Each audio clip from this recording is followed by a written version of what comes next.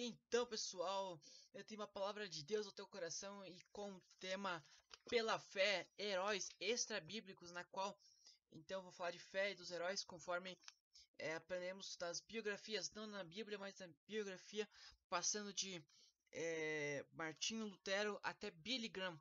No século XX, teremos também uma aplicação pessoal para você. Primeiro, vamos te falar o que é fé. Fé é o firme fundamento das coisas que se esperam e a prova das coisas que não se veem. Fé é a certeza daquilo que eu espero em Deus. Uma cura, uma bênção financeira ou vida espiritual.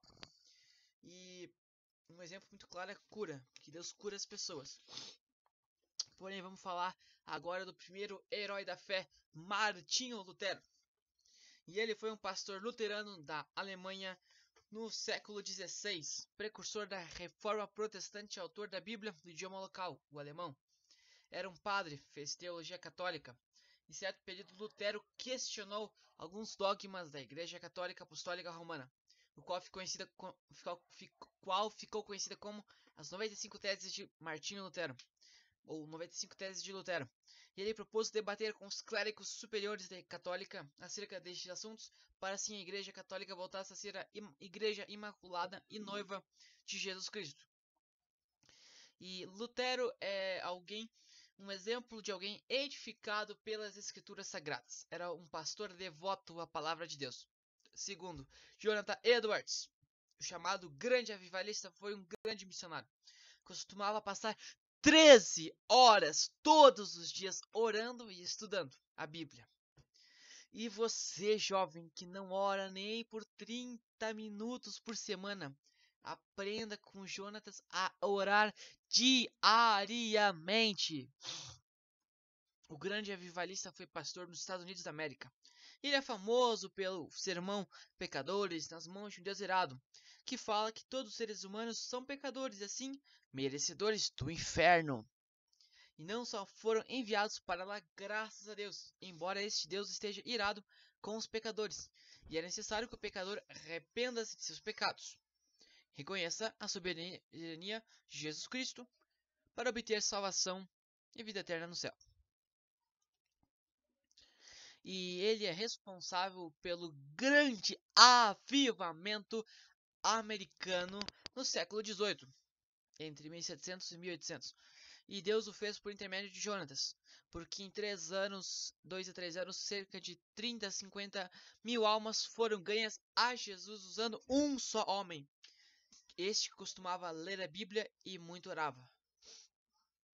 Por isso, jovem, direcionam jovens e também adultos, aprendamos com Jonathan Edwards a orar e ler a Bíblia, para sermos usados poderosamente por Deus para evangelizar, ganhando almas para Cristo. Vamos falar agora de Carlos Finney, o terceiro aqui na minha lista, o chamado apóstolo dos avivamentos. Filho de não crentes, não aceitou Jesus quando menino, fez o curso de advocacia e era um bom advogado. Mas a biografia dele conta que os textos de jurisprudência citavam várias e várias vezes a Bíblia. O jovem Carlos resolve comprar uma Bíblia para lê-la. Ele também passa a frequentar a igreja dos crentes. Certa vez a pregação era sobre a salvação de sua alma. E Finney não entrega sua vida a Jesus. Não. Ele o faz em secreto, em uma ida à floresta. Foi uma linda conversão. Ele derrama sua alma a Deus. E em um breve período de tempo, além de receber a salvação, recebe o batismo com o Espírito Santo. Pouco tempo depois, Carlos larga sua profissão pela vocação, ser um pastor do Evangelho de Jesus Cristo. Carlos Finney, agora cristão, escreve o livro Teologia Sistemática, uma grande obra literária cristã. É um livro que até nos dias de hoje é uma grande referência para o crente, para o cristão. E Deus usou Carlos Finney poderosamente por onde quer que passou, sendo que por onde ele passou, avivamentos aconteceram, com muitas almas aceitando Jesus E elas permaneciam crentes. E aí que vem o apelido Apóstolo dos Avivamentos. E o que me chama a atenção na história do Apóstolo dos Avivamentos é que sua biografia, extraída no livro Heróis da Fé, de Orlando Boyer, diz que ele dava grande ênfase à oração. Isso era indispensável para ele, oração. E praticar o jejum era importante a prática de jejum. Carlos considerava a prática do jejum. Outro fator é que o Espírito Santo constrangia os crentes ao amor pelas almas perdidas. Em um dos avivamentos que Finney presenciou foi dos Estados Unidos da América, em que 2.000 almas foram ganhas a Jesus. E aprendemos então com Carlos Finney a orar diariamente. Orar sem cessar, a Bíblia diz, orar sem cessar. E praticar o jejum para vivermos um genuíno, verdadeiro e poderoso avivamento em nossa igreja. Aprendo com ele também, além de orar, além de jejuar, ter amor pelas almas perdidas. Vamos para outro personagem, George Miller. Pela fé, George Miller. George Miller foi um grande homem de Deus. Era alguém avivado, chamado Apóstolo da Fé. Ele fundou um orfanato na Inglaterra. Dependia que pessoas doassem para o sustento do orfanato. Porém, ele não pedia publicamente, antes conversava pedindo a Deus em oração. O apóstolo também era um leitor da Bíblia, porque ao longo de sua vida ele leu cerca de 200 vezes a palavra de Deus, sendo a metade delas de joelhos dobrados. Miller pedia a Deus o sustento para o orfanato. Orava por muitas horas acerca deste suprimento. Certa vez, a rainha da Inglaterra pediu uma fornada de pães. Entretanto, os pães estavam muito assados e assim rejeitaram a encomenda. E agora, imagine para onde esses pães foram levados. Foram para o orfanato do Apóstolo da Fé, em respostas às suas fervorosas orações. Então aprendemos com George Miller a orar por longos períodos de oração. Também aprendemos que é necessário ler a Bíblia inteira várias vezes ao longo de nossa vida. Outra lição que observamos com ele é estar na dependência do Espírito Santo. Precisamos que este Espírito conduza nossas vidas e ministério. Precisamos entregar a Ele nossos medos, ansiedades, preocupações, conforme está escrito em 1 Pedro 5,7, que vai dizer: lançando sobre Ele toda a vossa ansiedade, porque Ele tem cuidado de vós. Isso é confiar e depender do Santo Espírito de Deus. Vamos para o nosso penúltimo personagem bíblico, extra-bíblico, Charles Spurgeon, o chamado príncipe dos pregadores. Foi alguém muito usado nas mãos de Deus. É um exemplo de alguém edificado pela palavra. Converteu-se quando bem moço e aos 16 começou a pregar. Aos 19 ele pregava a multidões de pessoas em Londres, capital da Inglaterra. Seu ministério incluía orfanatos e muitos livros escritos, centenas de livros, muitos mesmo. Mas o que me chama a atenção acerca de sua biografia dá-se por causa de seus longos períodos de oração.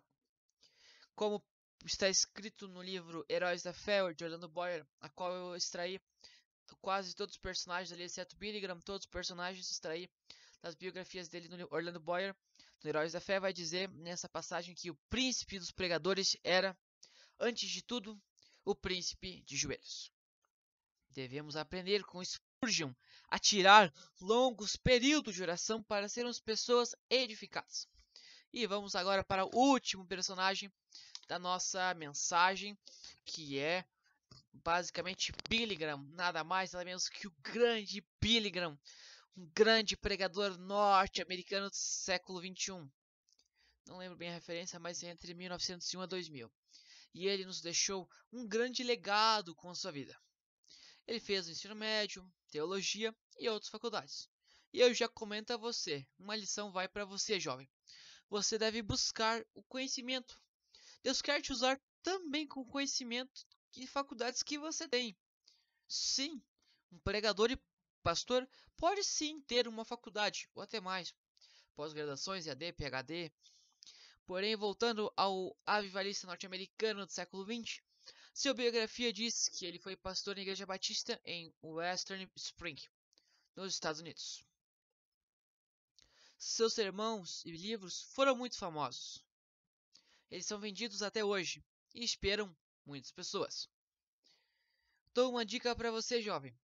Leia os sermões de Billy Graham e também dos outros homens de Deus que eu citei até agora no capítulo.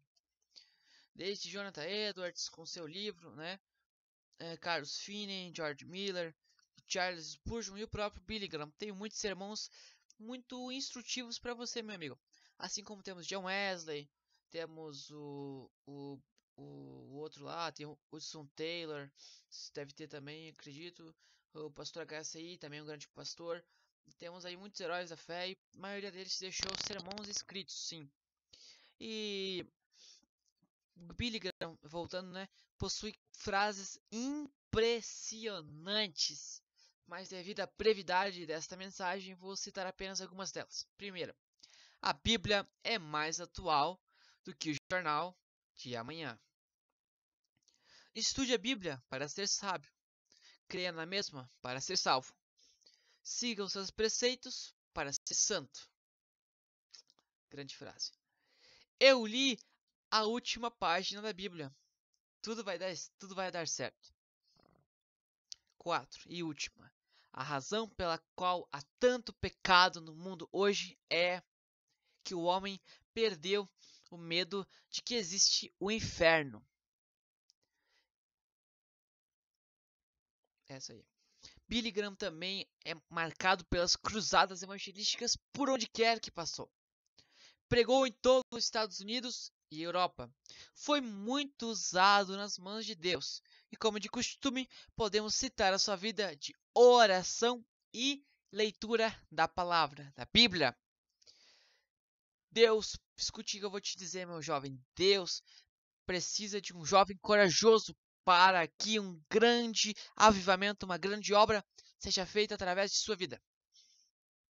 O onipotente Deus usou Billy Graham como missionário para um grande avivamento americano.